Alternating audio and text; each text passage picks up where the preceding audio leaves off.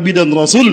Bukan hanya reputasi para Nabi dan Rasul yang kita pertaruhkan, bukan hanya kemuliaan Rasulullah Muhammad yang kita pertaruhkan, tapi yang kita pertaruhkan adalah reputasi Allah sebagai satu-satunya Tuhan kita.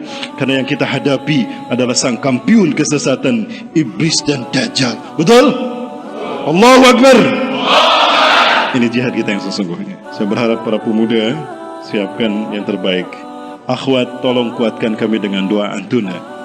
Kalau antum menjadi istri kami, lahirkan para mujahidin-mujahidin kami. Kami butuh Umar bin Khattab, kami butuh Sa'ad bin Abi Waqqas, kami butuh Usamah bin Zaid untuk menunjukkan Islam ya'lu wa la yu'la alaih. Ya wabilah. Punten agak semangat dikit. Baik, lanjut wabilah. Apalagi kemudian terjadi wabilah 3 tahun sebelum khilafah ala minhaji nubuwah kembali terjadi, akan muncul 3 tahun tersulit kata Rasulullah SAW. Kenapa? Sebelum 3 tahun ini Dajjal akan muncul. Kemungkinan Dajjal mati di sini.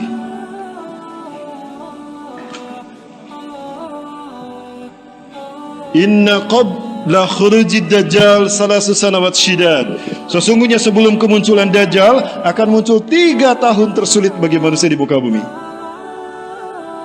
Kenapa demikian? Di tahun-tahun itu akan terjadi kemarau dan kelaparan yang sangat. Fiha ju'un syadid. Allah perintahkan pada langit di tahun pertama untuk menahan sepertiga airnya. Sepertiga air hujan tidak turun selama setahun. Kalau ada hujan, syukuri. Nanti akan langka hujan. Alhamdulillah hari ini masih turun hujan, berarti belum tiba saatnya. Esok lusa, wallahu a'lam bishawab. Allah perintahkan pada bumi untuk menahan sepertiga tanamannya agar tidak tumbuh, kekeringan melanda manusia. Wa ya'murullahu as-samaa fi sanati saniyah. Allah perintahkan pada langit untuk menahan surusai matriha 2/3 airnya. Jangan kau hujankan 2/3 airmu, maka 2/3 hujan tidak turun selama setahun. 2/3 tanaman tidak tumbuh selama setahun. Kering bumi dan sekitarnya. Dan di tahun ketiga Allah perintahkan pada langit, ya sama amsik kula matraki indik.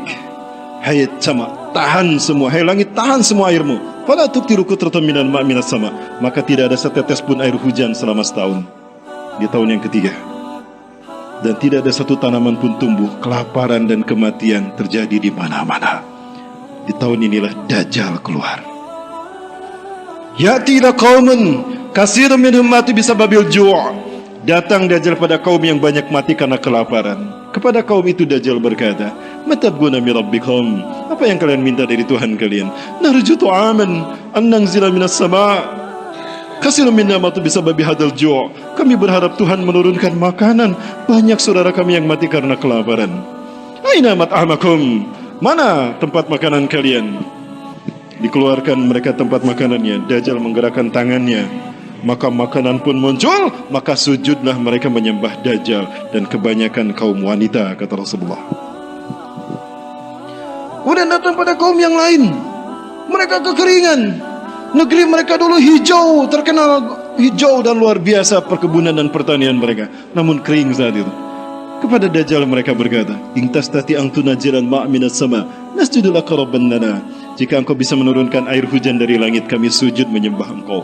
Maka Dajjal mengangkat kedua tangannya, kata Rasulullah. Awan dikumpulkan oleh Dajjal dalam tangannya dalam hitungan detik. Maka seketika itu Dajjal berkata kepada awan hitam di atas kaum tadi, ya sama, ya sahab, anzil kula matar indik. Turunkan semua hujanmu. Deras hujan turun menimpa mereka. Sujudlah mereka. Wa katsirun minhum nisa, dan kebanyakan mereka yang sujud pada Dajjal adalah kaum wanita. Ustaz, kok kaum wanita dari tadi? Mana laki-lakinya? Lah kami kan berjihad, banyak yang syahid, Bu. Jadi satu laki-laki 50 perempuan. Lah kalau satu laki-laki dengan satu laki-laki, yang 49 nikah dengan siapa? Mau tetap anti poligami?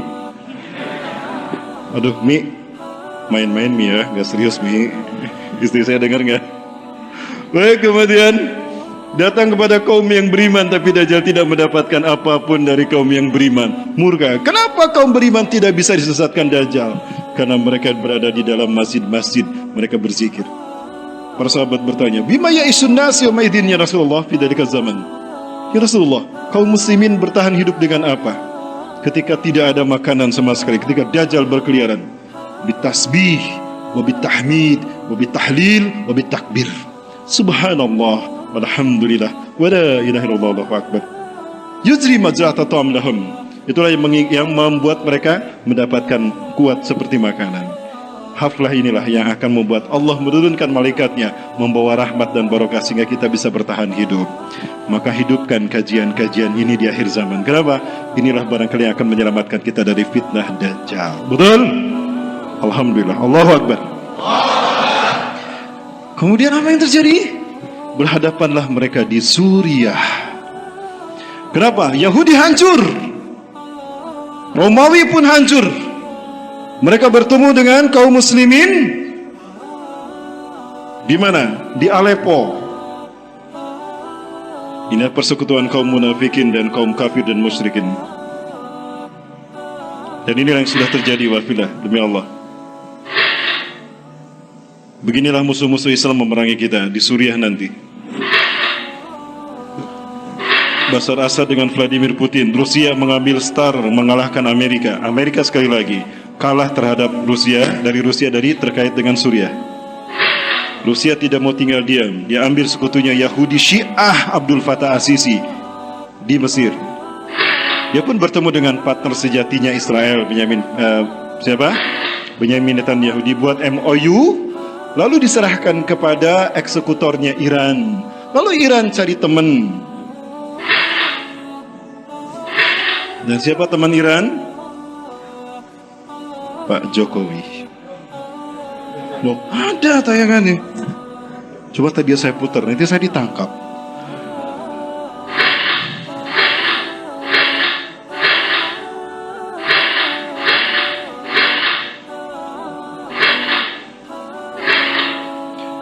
Saya tidak jalilal Madinah. Kemudian Dajjal akan datang ke Madinah. Ini menjelang kematiannya.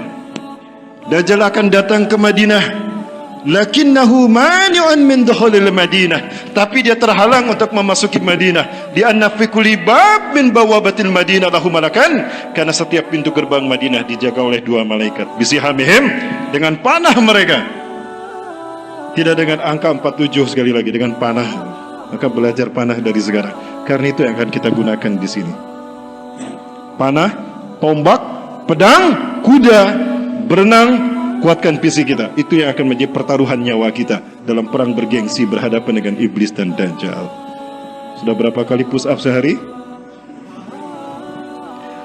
Lanjut. Waktunya udah mau maghrib. Gimana ini? Selesai ya? Lanjut.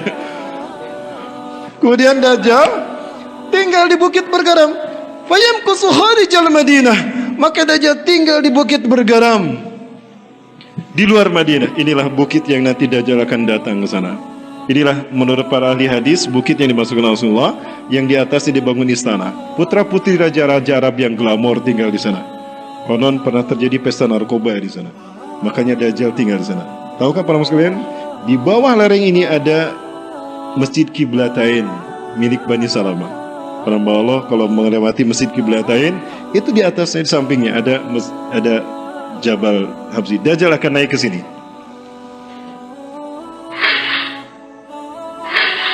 Dan ini bukit yang bergeram sabitkan Rasulullah SAW. Kemudian Dajjal akan mendaki gunung dan berkata pada pengikutnya, kalian lihat istana putih itu masjidnya Ahmad. Artinya apa? Masjid Nabawi ketika dilihat Dajjal itu berwarna putih seperti istana putih. Hari ini seperti apa Masjid Nabawi? Apa warnanya? Putih kan? Ini Masjid Nabawi di siang hari. Dan ini foto Masjid Nabawi di malam hari. Apa warnanya? Saya yakin seperti inilah yang nanti dilihat oleh Dajjal. Artinya Dajjal akan muncul di zaman siapa? 5 tahun lagi kan? Sudah siap? Mau nikah enggak mbak? Mau nikah enggak mas?